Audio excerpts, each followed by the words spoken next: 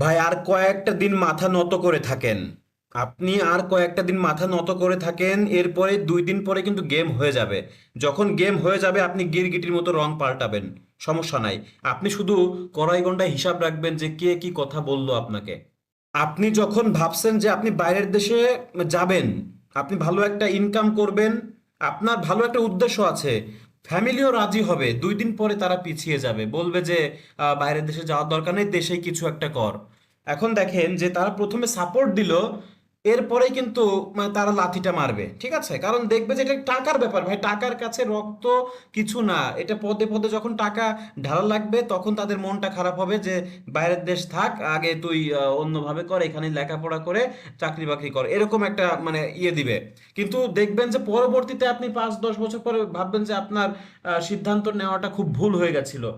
কিন্তু আপনি যদি আজকেই বুঝেন বিষয়টা, যদি একটু মাথা নত করে তাদেরকে বোঝান, তাহলে কিন্তু আপনার কার্যটা হাসিল আপনি করতে পারছেন। ভাই আমি অনেক দেখেছি, অনেকে আইএলটিএস করে দেশেই পড়ে আছে, ঠিক আছে? তারা বাবা মার মুখের দিকে তাকিয়ে জমিটা পর্যন্ত বিক্রি করেনি, যে না আমার বাবা কষ্ট করে জমি রাখছে আমার জন্য বিক্রি করে দিবে, এটা মেনে নিতে পারছে না। ভাই এইভাবে আসলে আবেগে জীবন চলে না ভাই, বুঝছেন? কারণ যখন 2 দিন পরে পেটে ভাত আসবে না, কেউ আপনাকে চাল কিনে দিবে না, তখন আপনি বুঝবেন যে কত ভুল আপনি করছেন, কত বড় ভুল করছেন। সময় থাকতে আসলে আপনি ওই কাজগুলো করেন নাই, শুধু আবেগী কান্না কেঁদেই আসলে বসে আছেন। আর কেন আপনারা বিদেশ যেতে পারেন না জানেন? আজকালকার ছেলেমেয়ের ইগো অনেক বেশি, ঠিক আছে? একটু থেকে একটু হলেই আসলে সবকিছু বাদ দিয়ে দেয়। এই যে বাদ দেওয়া যে কত বড় বোকামি, আপনার উদ্দেশ্য থেকে আপনি ছিটকে পড়ে গেলেন, ঠিক আছে? কিন্তু তারা আসলে আপনার ওই ইগোটাকে কেয়ার করবে না, যে না ঠিক আছে এবার যেভাবে বলছে ওইভাবে, উপর দিয়ে যেভাবে আপনি বলবেন সেভাবেই তারা মেনে নিবে, যে সে ছেলে যেতে চাচ্ছে না তা থাক, আর আমি আগাবো না, ঠিক আছে? এভাবে ভাই বা স্বামী, একই কথা বলছি, স্বামীও স্ত্রীকে প্রথমে আগায় দেয়, পরে আস্তে আস্তে মনে মনে কিন্তু আসলে সে মনে মনে রাখে যে তাকে যতবার আটকানো যায় আর কি, ঠিক আছে? সে সেভাবে সাপোর্ট করে না, বলে যে একবার আইএলটিএস দাও, না দিলে আর দিতে দেয় না, ঠিক আছে? পরের বার দিলে যে হয়ে যাচ্ছে সেটা কিন্তু সে মানতে চায় না, যে এতবার করে লাভ কি। আসলে সে মনে মনে চায় না যে আপনি বিদেশ যান। তাহলে এই যে বাইরের কত মানুষ আছে, কত মনে করেন যে আশেপাশের একটা মানুষও কিন্তু আপনার ভালো চাইবে না, আপনি যে বাইরের দেশে যে সেটেল হবেন এটা কিন্তু কেউ চাইবে না। আপনার ভালো কেউ দেখতে পারবে না, আপনার বন্ধু আপনি নিজেই, আর কেউ না, ঠিক আছে? দুনিয়াতে সবাই স্বার্থপর। স্বার্থপরদের সাথে স্বার্থপরের মতোই আচরণ করতে হবে, তাদের সঙ্গে তাদের মতোই খেলতে হবে, ঠিক আছে? আপনি স্রোতের বিপরীতে গিয়ে পারবেন না। সো আমি এই জন্য প্রথমে বলেছি একটু মাথা নত করেন, একটু ইগো কম করেন, দেখবেন যে আপনি আপনার উদ্দেশ্য মতো কাজ করে যান, এবং সবাইকে বোঝান যে না আমার দ্বারাই হবে, আমিই পারবো, আমি গেইন করব। এই সাপোর্টটুক দিয়ে দিয়ে দিয়ে দিয়ে আপনি মনে করেন যে এক সময় কিন্তু চলেই যাবেন। কিন্তু যদি এখনই হাল ছেড়ে দেন, দেখবেন যে কখনো আপনি সাফল্য অর্জন করতে পারবেন না। আজকের যে টপিকটা সেটা হচ্ছে আইএলটিএস রিডিং গ্যাপ ফিল। এটা না পারলে আইএলটিএসটাই আসলে বৃথা, ঠিক আছে? কারণ আমি চাই না যে এখানে আপনার একটা মাত্র অ্যান্সারও যেন ভুল না হয়, সেটাই আমি চাই, ঠিক আছে? কারণ এখানে একটা ভুল মানে আপনি কিছুই বুঝেন না। এখন গ্যাপ ফিলটা আসলে বুঝলে এত সহজ, আর না বুঝলে খুব কঠিন। আপনারা আসলে একটা অ্যান্সার পেয়েই মনে করেন যে খুশিতে আত্মহারা হয়ে যান, মনে হয় যে অ্যান্সার হয়ে গেছে, ভুল অ্যান্সারটা বসাই দিয়ে আসেন। তো আজকে আমি দেখাবো কিভাবে, প্র্যাকটিক্যালি দেখাবো আমি, যে শর্টকাট ওয়েতে কিভাবে আপনি সলভ করতে পারেন।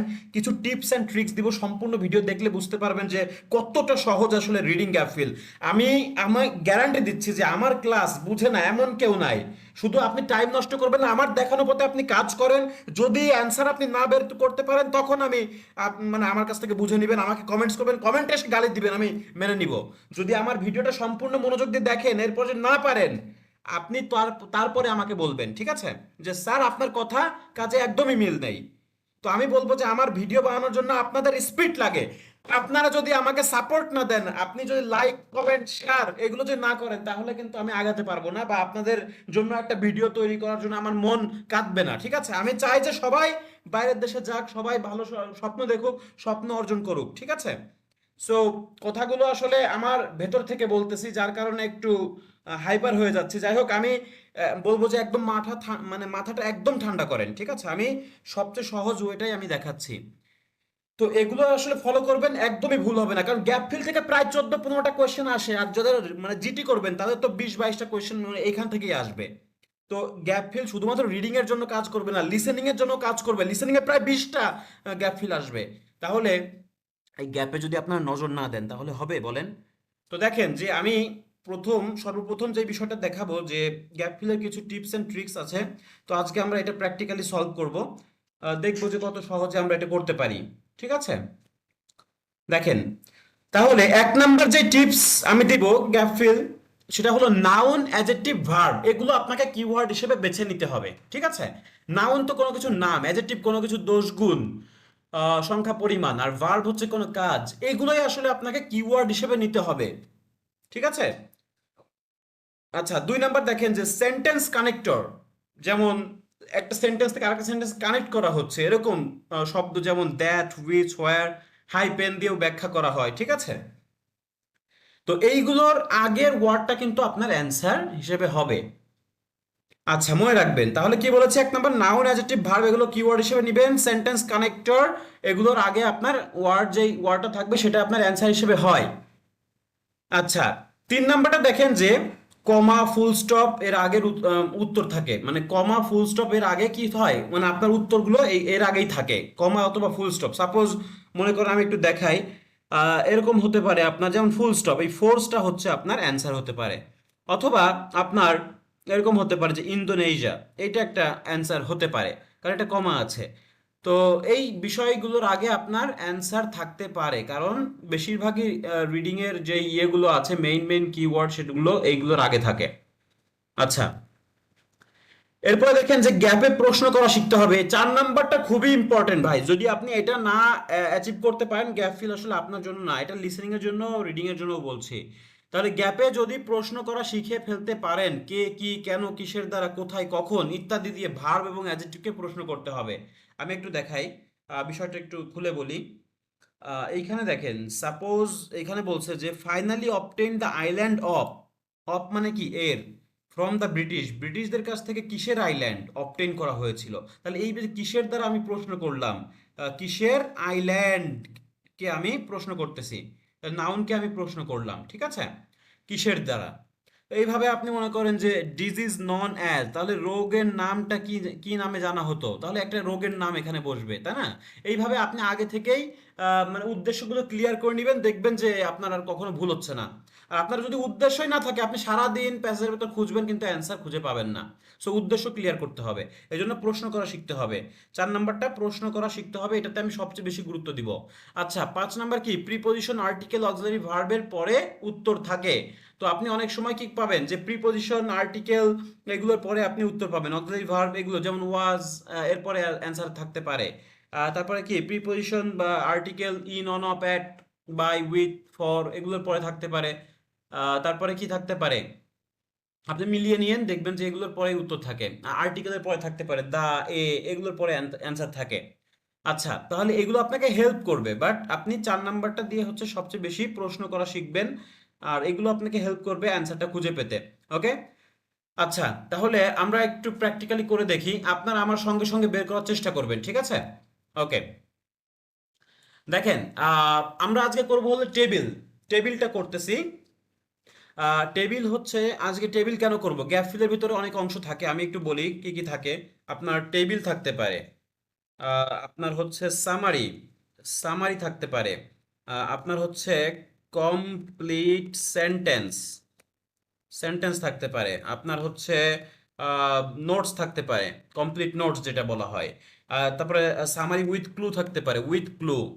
ঠিক আছে, তো এই বিষয়গুলো আপনার গ্যাপ ফিলে থাকতে পারে, বাট গ্যাপ ফিলে একটা জিনিস শিখে গেলে সবগুলোর অ্যান্সারই বের করতে পারবেন, কারণ নিয়ম সেম, একই নিয়মে আপনি বের করবেন সবকিছু।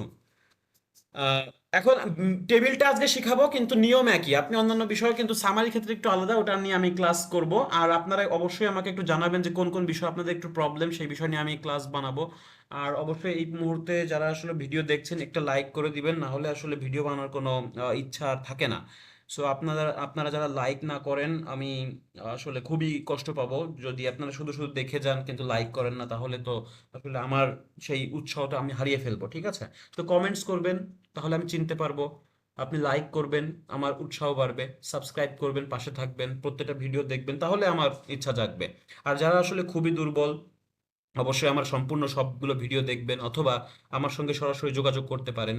আমার কোর্স ডিটেলসের ডেসক্রিপশন বক্সে দেওয়া থাকবে। ওকে, সো দেখেন আমরা একটু ব্যাক করি পড়াতে।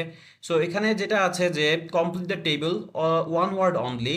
সো এখানে বেশ কিছু ছক দেখতে পাচ্ছেন, ছকটা ভালো করে অবজার্ভ করেন। মিডল এজ, তারপরে কি আছে 16th সেঞ্চুরি, 17th এবং 18th, লেট 18th।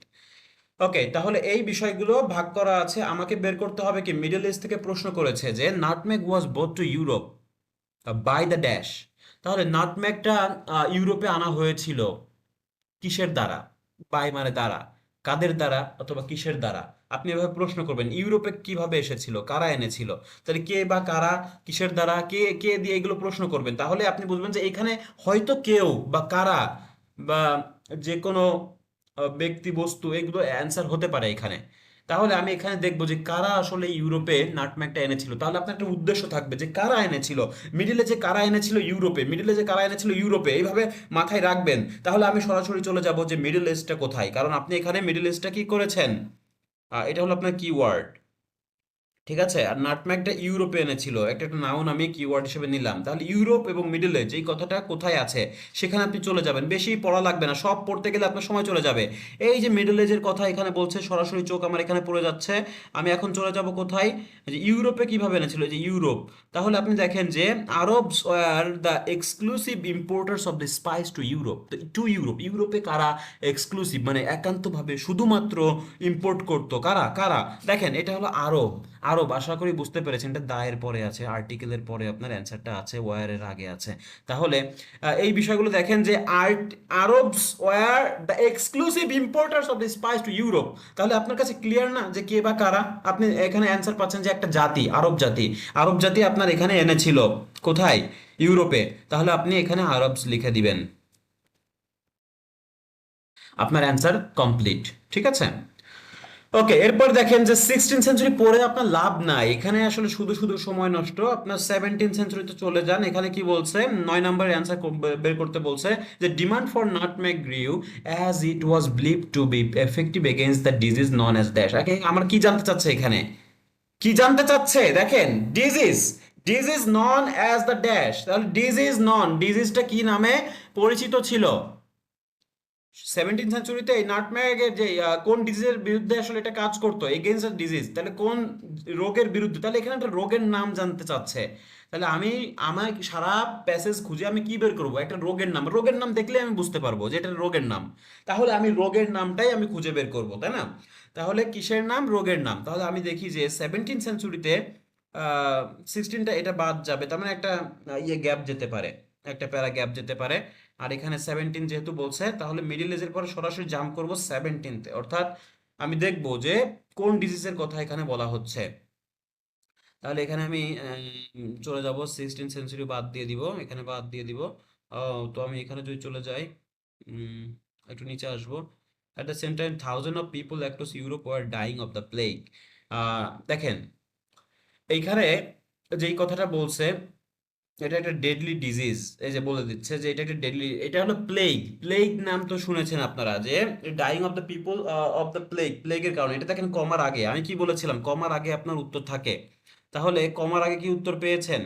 হ্যাঁ, এরকম আপনি অহরহ পাবেন, প্রায় 50% অ্যান্সারই আপনি কমার আগে, ফুল স্টপের আগে পাবেন। তাহলে প্লেগ হচ্ছে আপনার অ্যান্সার। প্লেগ হচ্ছে একটা রোগের নাম। আপনি তাহলে শিওর থাকেন যে আপনি অ্যান্সারটা পেয়ে গেছেন, কারণ আপনি জানেন আগে থেকেই যে আপনাকে একটা রোগের নাম খুঁজে বের করতে হবে, তো সেটা হলো প্লেগ। তাহলে প্লেগের বিরুদ্ধে আসলে এটা কাজ করতো। ঠিক আছে, এই যে হেল টু কিউর, এটা কিউর হিসেবে কাজ করতো, নাটমেগটা কিউর হিসেবে কাজ করতো। তাহলে প্লেগের নামটা হলো মেইন এখানে। তাহলে আর রোগের নাম যেহেতু জানতে চাচ্ছে, আমি প্লেগটা লিখে দিব। তাহলে প্লেগটা আপনি এখানে দেখে দেখে লিখে দিবেন। বানানটা কি দেখেন, PLAGUE। তাহলে আপনি এখানে লিখে দিবেন PLAGUE, প্লেগ। আচ্ছা, তারপরে কি আছে, তারপরে আছে হলো আপনার এখানে টু কন্ট্রোল অফ দ্য বান্দা আইল্যান্ডে কন্ট্রোল নিয়ে নিয়েছিল, অ্যান্ড ফিউ এরিয়াস। এগুলো আপনি পড়তে পারেন, যে আপনি সিরিয়ালগুলো মেনটেন করার জন্য এগুলো অবশ্যই পড়তে পারেন। তারপরে দেখেন যে put dash on nutmeg to avoid being cultivated outside the island. তাহলে পুট অন, পুট অন মানে কি, পরিধান করা বা মাখানো, কিছু উপরে আবৃত করা, তাই না, পুট অন। তাহলে পুট ড্যাশ অন, মাঝখানে কিছু একটা বসবে, কি পড়াতো বা কি মাখাতো নাটম্যাগে, টু অ্যাভয়েড করতে being cultivated the outside of the island, আইল্যান্ডের বাইরে যাতে এটা কাল্টিভেট বা চাষাবাদ না করা যায়, এজন্য নাটম্যাগে কি জড়িয়ে দিত বা কি পরিয়ে দিত। তাহলে পুট অন কি পরিয়ে দিত বা কি মাখানো হতো, সেটা জানতে চাচ্ছে, কি মাখানো হতো। আচ্ছা, তাহলে এটা আমরা এখানে দেখব। আপনারা আমার সঙ্গে সঙ্গে দেখতে থাকবেন, আমাকে পজ করতে পারেন, ঠিক আছে? আপনারা আগে চাইলে আগেই অ্যান্সার করতে পারেন। আচ্ছা, আমি এখান থেকে একটু দেখিয়ে দিই যে এখানে কি মাখানো হতো বা পড়ানো হতো যাতে আউটসাইডে এটা কাল্টিভেট না করা যায়, বা যাতে আর কেউ এটা কাল্টিভেট না করতে পারে, চাষাবাদ না করতে পারে। এই যে দেখেন, ওকে, several in addition export, দেখেন, all exported nutmeg was covered with lime to make sure there was no chance to fertile, যাতে এটা আর জন্মানো না যায় বা চাষাবাদ না করা যায়, ঠিক আছে? Seed which could be grown elsewhere, মানে অন্য কোথাও যেন এটা আসলে না জন্মায়। তাহলে কি মাখানো হতো? Nutmeg was covered with lime, lime মাখানো হতো, চুন, চুন। তাহলে কাভার্ড মানে হলো পুট অন, বুঝছেন? পুট অন লাইম, ঠিক আছে? প্রিপজিশনের পরে কি অ্যান্সার পেয়েছেন? হ্যাঁ, পেয়েছেন। তো উইথ হচ্ছে একটা প্রিপজিশন, তাহলে লাইমটা হচ্ছে এখানে মানে চুন, চুন জাতীয় বিশেষ কিছু কাভার করা হতো, ঠিক আছে? বা পুট অন পরিধান করা হতো। লাইম হচ্ছে, আপনি এখানে লিখে দিবেন, লাইম হচ্ছে আপনার অ্যান্সার, লাইম। আচ্ছা, এরপর দেখেন যে finally obtain the island of dash from the British, তাহলে ব্রিটিশদের কাছ থেকে কোন আইল্যান্ডটা আসলে অবটেইন করেছিল, আইল্যান্ডের নামটা জানতে চাচ্ছে। তাহলে আপনি এখানে কি করবেন, কোন আইল্যান্ড, দেখেন একটা আইল্যান্ডের নাম আপনি যদি খুঁজে পান, দেখেন the Banda island, silver land called, দেখেন কল্ড রান, এটাও দেখেন কমার আগে আছে। তো কমার আগে কি আছে? রান আছে। তাহলে রান হচ্ছে একটা নাম, একটা নাউন। তাহলে এই নাউনটা হচ্ছে আপনার অ্যান্সার। যেহেতু আপনি জানেন যে একটা আইল্যান্ডের নাম জানতে চাচ্ছে এখানে, আইল্যান্ড অফ ড্যাশ ফ্রম ব্রিটিশদের কাছ থেকে কোন আইল্যান্ডটা, সেটা হলো রান। তাহলে রান হচ্ছে আপনি এখানে লিখে দিবেন সরাসরি। তাহলে দেখেন কত সহজে আসলে আমরা এটা ম্যাচ করতে পারি, যদি মাত্র আমাদের উদ্দেশ্য জানা থাকে যে এখানে আমার কি লাগবে, কি লাগবে এটা জানতে পারলে আমার অ্যান্সারটা খুব দ্রুত বের হয়ে যায়।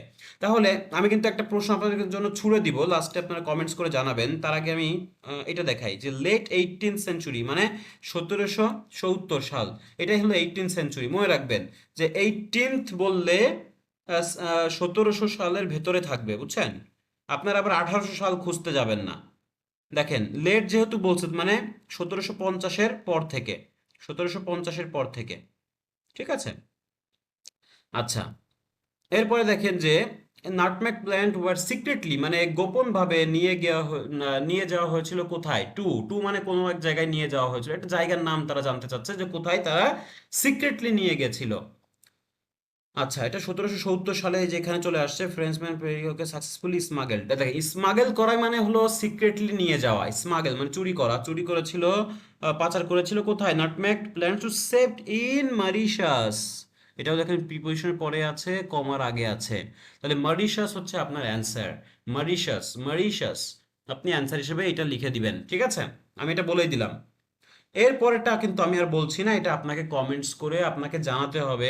কারোরটা দেখবেন না, কারোর কমেন্ট সেকশন দেখবেন না, নিজে যদি পারেন তাহলে লিখবেন, ভুল হয় হোক সমস্যা নাই, ভুল থেকে শিক্ষা নিতে হবে, আর যদি হয়তো হলো। দেখেন 1778 সালে half of the Banda island, আমি বারবার ভেঙে বুঝিয়ে দিব, আপনার অ্যান্সারটা বের করে দিবেন যে half the Banda Islands nutmeg plantation were destroyed by a dash. আচ্ছা, তো আশা করি যতটুকু আমি বোঝাতে পেরেছি আপনারা এটার অ্যান্সারও বের করতে পারবেন। আর সব সময় নিজের উপর আত্মবিশ্বাস রাখবেন। আর আমি আবারও বলছি, যাদের আত্মবিশ্বাস খুব কম, সঠিক একটা গাইডলাইন চাচ্ছেন, অবশ্যই আমার সঙ্গে সরাসরি যোগাযোগ করতে পারেন। আমার কোর্স ডিটেলসটা ডেসক্রিপশন বক্সে দেওয়া থাকবে।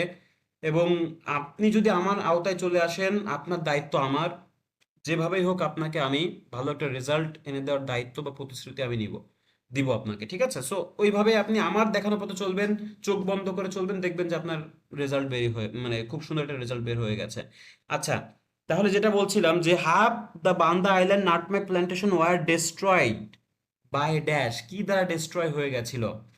অর্ধেকের বেশি বান্দা আইল্যান্ড প্ল্যান্টেশনটা ডিস্ট্রয়েড হয়েছিল কিসের দ্বারা? বাই ড্যাশ, একটি কিসের দ্বারা এটা ধ্বংস হয়েছিল, দেখেন তো।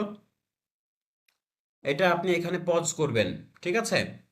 তাহলে কিসের দ্বারা এটা ধ্বংস হয়েছিল? একটি কিসের দ্বারা, খেয়াল করবেন, একটি কিসের দ্বারা। তো এইখান থেকে আপনি অ্যান্সারটা পাবেন। এইখানেই আছে। আমি আর বলছি না, আপনারা আমাকে কমেন্টস করে জানাবেন যে অ্যান্সারটা কি হবে। ঠিক আছে?